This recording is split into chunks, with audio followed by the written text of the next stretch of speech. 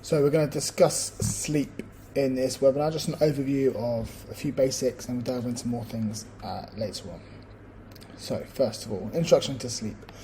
So this is Matthew Walker, he's a PhD of neuroscience and psychology, and an author of a book called Why We Sleep, which is a very, very good book about benefits of sleep, how to get good sleep, why it's so important, stuff like that.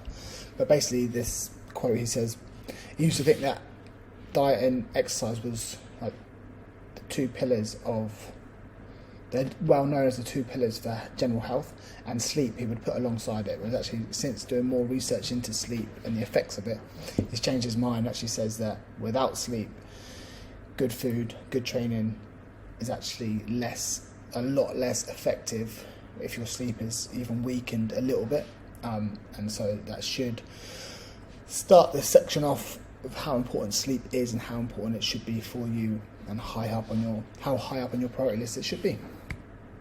So talk about sleep guidelines. So as we can see here from the left hand side, we've got from 4 to 12 months all the way through to 65 plus years.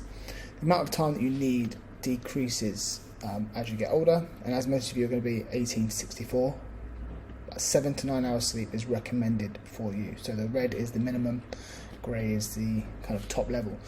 Obviously more is better, but you should be aiming for around that number regularly. So consistent sleep is important. In that book I discussed earlier, he basically says you can't really catch up on sleep. So if you have a couple of late nights sleep, you can't catch up the next over the weekend. Your brain doesn't quite work like that. You create damage when you don't sleep. So sleeping regularly and getting enough sleep regularly is very beneficial to health, wellness, and fighting disease. So there are 4 sleep stages, 1 to 4.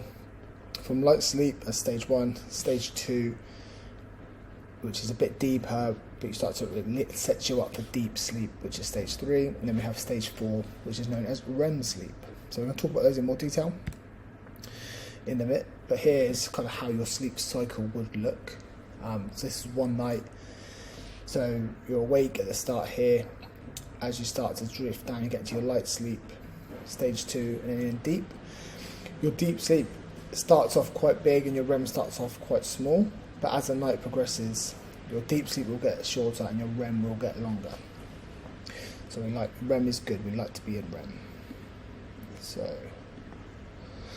stage 1 is essentially when you doze off, and it usually lasts no more than 5 to 7 minutes. But it's in that stage where you start to twitch because your body's starting to shut down, muscles are starting to relax, but are not quite relaxed yet. So they start to twitch, and you start to feel like you're falling off a curve or something like that. When you think about it, you're starting to drift off. But it sets you up ready for stage 2. Stage 2's a bit more more subdued state, included. So you see a drop in body temperature, more relaxed muscles, and your breathing rate and heart rate start to drop as well. So this is when your brain starts to really slow down. As it says here, your brain waves show a new pattern where it's getting slower, and it's better for your rest. So this is usually about 10 to 25 minutes in the first cycle, and it can get longer as the night goes on, as you go in and out of those waves of deep sleep to REM. Stage 3.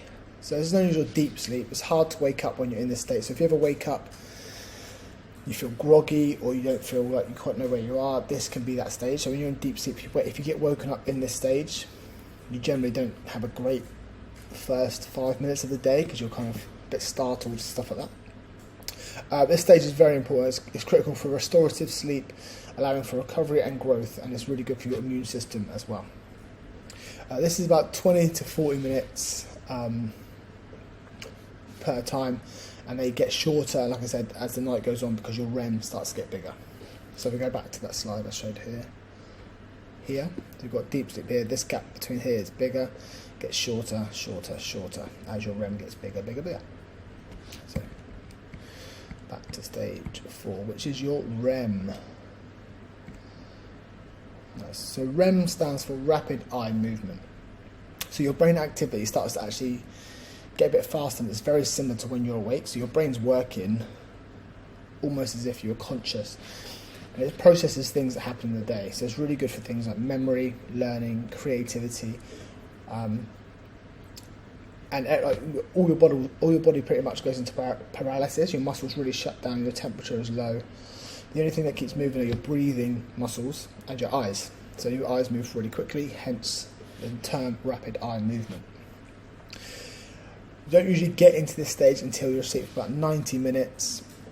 But like I said, it gets longer and longer as the night goes on. But this is where you kind of, you process thoughts, ideas, you process the day, your body locks away memories, and stuff like that. So if you are revising for a test or trying to learn something new, sleep is so important for remembering those facts and details that you need to know.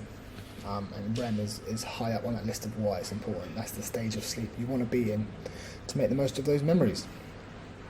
Cool, so that's it for the start of sleep. We're going to delve into benefits of sleep, how to get better sleep, all these things in the other webinars.